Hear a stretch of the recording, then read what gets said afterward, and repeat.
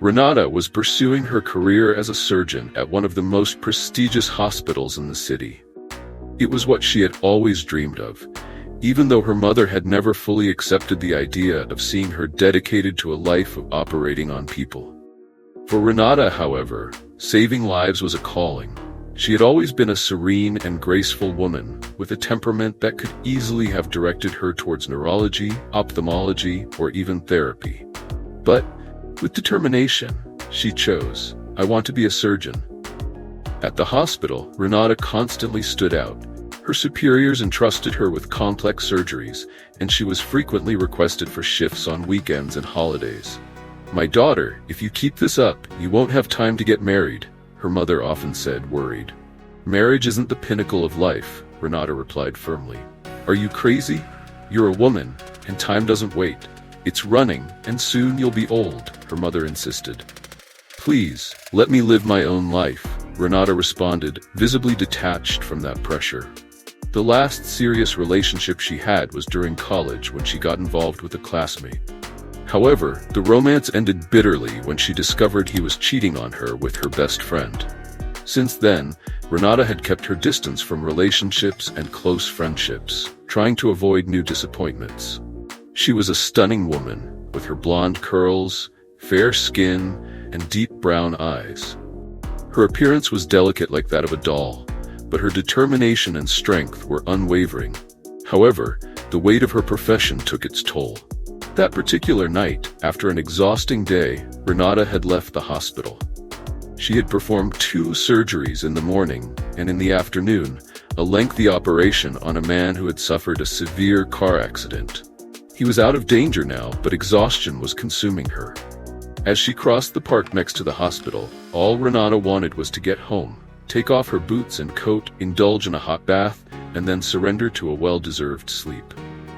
However, her plans were interrupted by a strange sound, something like a groan. She stopped, her eyes moving rapidly, trying to understand where the noise was coming from. The night was cold and the park dark. Amidst the biting silence, the sound came again, this time clearer, from a nearby bush. "Who's there?" Renata called out, turning on the flashlight on her phone. As she illuminated the area, she saw a man lying among the bushes, clearly in pain. He was trying to speak, but could only manage weak groans. Cautiously, Renata approached, and upon seeing him up close, instinctively took a step back. He was a homeless man, wrapped in filthy rags, with disheveled hair and a scraggly gray beard. The smell emanating from him confirmed his state of extreme neglect. "Maybe he's been drinking," she thought, hesitant, but forced herself to. A brief feeling of hesitation washed over Renata as she realized her impulse to walk away. An initial discomfort made her question her attitude, and for a moment she felt ashamed. After all, she was a doctor, and it was clear that this man urgently needed help. "Sir, are you all right? You need help?" she asked, kneeling beside him. The man looked up at her, his eyes filled with pain and despair, barely able to speak while clutching his abdomen with an expression of agony. "I'm a doctor. Let me help you," she said in a gentle voice as her hands began to examine him. The firmness and compassion that seemed forgotten long ago surged back to the forefront. As she pressed on his abdomen, Renata quickly realized the gravity of the situation. Without wasting time, she called the emergency room at the hospital and requested an ambulance. On the other end of the line, the receptionist hesitated, explaining that the patient would need to be transferred to a municipal hospital, as their elite hospital did not cater to cases like his. "Our institution is private, a place of prestige," the receptionist justified impatiently. Renata, however, did not accept the answer. "This man needs surgery urgently. He won't survive a transfer to another hospital. Send an ambulance now," she insisted, her voice laden with authority. Unable to resist the determination of the surgeon, the receptionist relented. Minutes later, 2 paramedics arrived with a stretcher. Upon seeing the man, they hesitated, exchanging bewildered glances. "Renata, are you sure we should take him to our hospital?" one of the paramedics asked, doubtful. "Are you suggesting we leave him here?" she retorted, indignant. "But he's a homeless man, and this is an expensive hospital," replied the paramedic, still reluctant. "Before anything else, he's a person," Renata replied firmly. Now, put him on the stretcher, she ordered. With no other option, the paramedics followed her instructions. When they arrived at the hospital, the reaction was immediate. Nurses, cleaning staff, and even Morrow, the on-call doctor, visibly reacted with discomfort at the presence of the man. "I'm not going anywhere near that guy," Morrow declared with disdain. "Then I'll do it alone," Renata responded, maintaining a calm yet determined smile. She looked at the nurses and, without hesitation, gave the order. "Ladies, let's take care of this man." Morrow continued to insist that he be transferred to another hospital located over an hour away. "He could die before he even gets there," Renata warned, aware of the urgency of the case. For her, it mattered little where the patient came from or what his condition was. Her oath as a doctor was clear: save lives. Renata then confronted Morrow directly, her eyes cold and unyielding. "Do you really think a homeless man doesn't deserve treatment?" she challenged, defying her colleague's indifference. Morrow, visibly uncomfortable, attempted to justify, "We're in a high-end hospital, frequented by wealthy and influential people. This man is dirty, foul-smelling, and could bring diseases." Renata, however, held her ground. "Someone's wealth doesn't define their worth. He's in our hands, and we're going to save him." "The cleanliness of the operating room solves all these problems," Renata retorted without hesitation, pushing the man's stretcher toward the operating room. The nurses, although initially reluctant, soon followed her, aware that she was right. However, the fear of what the chief, Mr. Eduardo, might do, haunted them. Renata noticed the hesitation on their faces and stepped forward. "Ladies, I take full responsibility. Come on, clean him up and prepare the operating room." The anesthesiologist, Mr. Flavio, an old-fashioned man, didn't say anything, but his gaze revealed a silent admiration for Renata's courage. He knew that the boss might react badly, but he also understood that, at that moment, the patient's life was the priority. The surgery was long and complicated, but in the end, it was a success. "Renata, you made the right choice," Mr. Flavio commented after the procedure. "If he had been transferred, he would already be dead." "That's exactly what I'm trying to show everyone," Renata replied, relieved. However, Flavio, with a cautious tone, added, "But be prepared, Eduardo isn't going to let this go. I really hope he understands. After all, we're talking about a life," Renata said with naivety, believing that the boss could be reasonable. "Above all, he is a businessman," Flavio replied with a sigh. "And who's going to pay for this surgery? The man doesn't even have any documents." "Come on, he's only going to be here a few days. After that, we can transfer him to the municipal hospital," Renata said, convinced that the boss would understand. After the operation was completed, she went home exhausted, and after washing her face, she fell into a deep sleep. It was already past midnight. However, her tranquility was interrupted the next morning by an abrupt phone call. It was Mr. Eduardo, furious, his voice exploding on the other end of the line. "Renata, you put our hospital at risk. What kind of unhygienic conditions have you created? Do you want me to close the hospital and put everyone in quarantine?" Renata took a deep breath and calmly replied, "But why this reaction? We did all the tests, including a chest x-ray. He is healthy." "Healthy? And why do you care so much? Is he your father, your brother, your husband? This man is a burden. He has no place in society," Eduardo shouted, his coldness surprising Renata. "I'm sorry, Mr. Eduardo, but your thinking is unworthy of a doctor," she retorted firmly. "How dare you speak to me like that?" he yelled, even angrier. "You're fired. Come pick up your termination papers, and don't even think about salary or labor rights. That will cover the losses you've brought to the hospital." The shock made her hands tremble, and without words, Renata hung up the phone, feeling the weight of a decision she knew was morally right, but that had cost her everything. Renata was beside herself after the call with Mr. Eduardo. Tears began to roll down her cheeks without her realizing. Feeling lost, she went to the window and stood there, crying silently. Her mother, noticing her daughter's state, approached slowly. "Dear, what happened? Why are you crying? Who were you talking to?" her mother asked with concern. "It was the medical director," Renata said, wiping the tears that kept falling. "I was fired." And then she told her mother the whole story, from the moment she found the homeless man to the hospital's decision to expel her. Her mother listened attentively, shaking her head in disapproval. "My God, what cruel times. Does he really think you did something wrong?" "Mom, for people like Mr. Eduardo, what matters is status and money. To him, a life that cannot pay for his services has no value," Renata replied, bitterness in her voice. "Dear, you did the right thing. Don't worry, what you did will come back to you tenfold. I'm sure someone up there is watching over everything," her mother said warmly, hugging her. "I hope so, but now I'm unemployed. How are we going to survive, Mom?" Renata sat down, desolate. "And not only that, I'm sure Mr. Eduardo will ensure that no other hospital will hire me. He will do everything to blacklist me." Her mother, trying to cheer her up, suggested, "That doesn't matter right now. You could be a pharmacist, you know. They earn well and still work in healthcare." "Mom, I was trained to save lives, not to sell medications," Renata replied, resigned, though she considered the suggestion for a moment. "But maybe you're right. Maybe I need to change." While Renata reflected on her future, chaos was settling in at the hospital. Eduardo's phone rang again, but this time it was one of his assistants, with a worried alert. "Mr. Eduardo, we just received a call from a friend at the Ministry of Health. It seems an unannounced inspection is on the way," the assistant said, visibly nervous. "You must be joking," Eduardo shouted, his nerves frayed. "This is the last thing we need right now. Have they already taken the homeless man away?"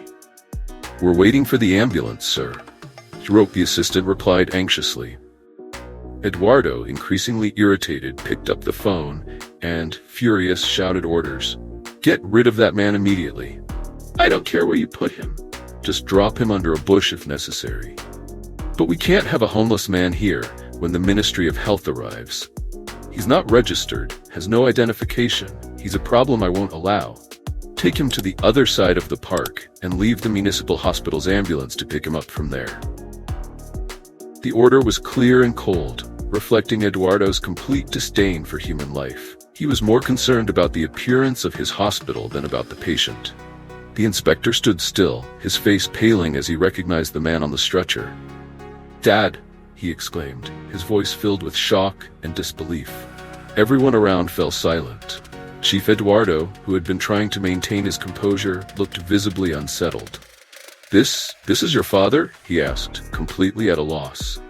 The inspector, still dazed, approached the stretcher and held the man's hand, his eyes filling with tears. "I haven't seen him in years. I lost contact with him," the inspector said, his voice trembling. How did he end up here like this?" One of the nurses, who had witnessed everything from the beginning, felt the need to speak. It was Dr. Renata who found him and brought him to the hospital. She performed the surgery on her own because no one else wanted to help. The nurse's words fell like a weight in the room. The inspector turned, his face still marked by surprise and pain, and glared at Chief Eduardo with a look full of fury. "You tried to get rid of him, my own father. How could you?" Eduardo tried to justify himself. I didn't know. If I had known he was your father, I would have done differently." "It's not about who he is to me," shouted the inspector, furious. "He is a life, a human being, and you are willing to abandon him to the cold without a second thought." The inspector's words echoed through the room, and everyone fell silent, feeling the weight of the truth. Eduardo knew he had no more defenses. His actions were not only despicable, but also condemnable.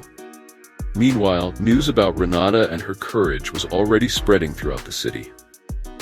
Journalists began to seek more information about the incident, and soon the media started covering the case intensely. Renata, who initially felt defeated after her dismissal, began to realize the impact of her actions. She was no longer just an unemployed doctor. Now she was the voice raising a national discussion about the dignified treatment of the most vulnerable in the healthcare system. Her fight for the rights of every person, regardless of their social condition, began to inspire thousands. The inspector, still with his father, looked at his colleagues from the Ministry of Health. "We're taking my father to a hospital where he will be treated with dignity. And as for this hospital, there will be a thorough investigation." Eduardo knew his future was compromised, and justice would finally catch up with him. In the days that followed, Renata received countless messages of support, both from former patients and from people who had heard her story. Even though she was unemployed, she gained visibility for her courage and ethics. She was invited to television programs and medical conferences, and slowly began to rebuild her career, now on a much more meaningful path. Above all, she knew that even in the face of adversity, she had done what was right. And that was all that mattered. Rodrigo observed his father's worn face, trying to remain calm amidst the flood of emotions that overwhelmed him. It was hard to believe that the man he had searched for all those years was right there, so vulnerable and fragile. Memories of his childhood alongside his father, a strong and determined man, contrasted sharply with the skeletal and aged figure now occupying the stretcher. "Dad, it's me, Rodrigo. Do you remember me?" He moved closer, his voice soft, almost pleading, as he looked directly into his father's eyes. Mr. Helio blinked several times as if trying to process the situation. His gaze remained confused, but for a brief moment something seemed to shine in his eyes. "Rodrigo," he whispered, his voice hoarse and weak. Rodrigo felt his heart race. "Yes, Dad. It's me. I'm here." He held Helio's cold, trembling hand, but that brief recognition was enough to reignite hope in his heart. Meanwhile, the head physician, Mr. Eduardo, tried to compose himself. Rodrigo's presence as a health ministry inspector and the son of Mr. Helio completely transformed the situation. Now, he knew that any mistake could be catastrophic for his career. "Do whatever it takes. I want Mr. Helio to receive the best care immediately," Eduardo ordered, his nerves showing. The nurses, who had previously hesitated, now moved quickly and efficiently. They took Mr. Helio to a private room, and soon doctors and specialists were called in to assess his condition. However, Rodrigo was more concerned about his father's mind than his body. He knew that physical recovery was possible, but regaining his father's memory would be a much tougher battle. "We need a neurologist," Rodrigo said, turning to Eduardo firmly. "I want someone experienced to evaluate my father's mental state." Of course, Mr. Rodrigo," Eduardo replied, still trying to appear in control of the situation. "I will arrange that immediately." As they awaited the examination results, Rodrigo couldn't help but think about Paulo. His half-brother had destroyed nearly everything Mr. Helio had built, and now, with his father's unexpected return, Rodrigo knew the truth about the downfall of the company would come to light. "When my father regains his memory, Paulo will have to answer for this," Rodrigo murmured, almost to himself. He knew that his father's return would be a huge shock for the family and the business. Night fell, and Rodrigo stayed by his father's side, watching him breathe slowly. He understood that this was just the beginning of a long journey. Gradually, Mr. Helio, the missing businessman now found, started to recover some of his memories. He recalled significant moments from his life, but his mental recovery remained slow and uncertain. During this time, Rodrigo kept in close contact with Renata, recognizing the impact she had in saving his father's life. Over time, a strong friendship and mutual respect developed between them. The incident at the hospital, which had nearly cost Renata her career, began to dissipate from the institution's corridors. However, her reputation as a talented and courageous doctor only grew.